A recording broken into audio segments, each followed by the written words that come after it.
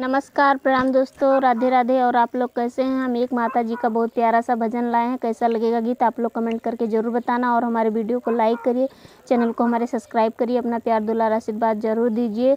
जय माता जी। और अपना प्यारा प्यारा कमेंट ज़रूर दीजिए क्योंकि आपके प्यारे से कमेंट का हमें बहुत इंतज़ार रहता है। जय माता दी। और गीत सुनिए, गीत का आनंद लीजिए। काहे रे सियानु मोरी माई, बतावा तुम्हें कैसे मनाई। काहे रे सियानु मोरी माई, बतावा तुम्हें कैसे मनाई। बतावा तुम्हें कैसे मनाई। कैसे मनाई मैया, कैसे मनाई। बतावा तुम्हें कैसे मनाई। बगिया के फूल माई भंवरा जुठारे। बगिया के फूल माई भंवरा जुठारे। भंवरा जुठारे माई भंवरा जुठारे। कवन फुलवा माई तुहू के चढ़ाई। बतावा तुम्हें कैसे मनाई। कवन फुलवा माई तुहू के चढ़ाई। बतावा माई कैसे मनाई। काहे रे सियानु मोरी माई, बतावा माई कैसे मनाई।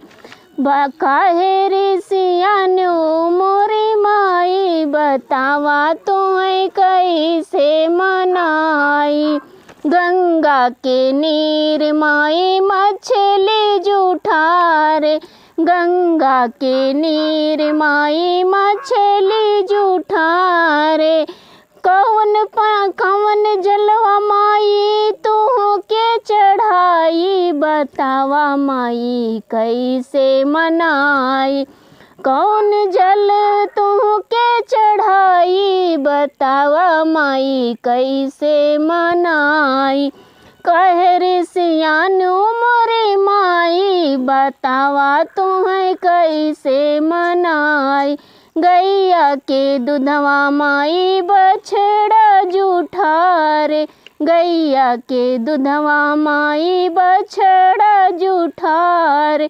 कवन दूधवा माई तुहू के चढ़ाई। बतावा माई कैसे मनाई।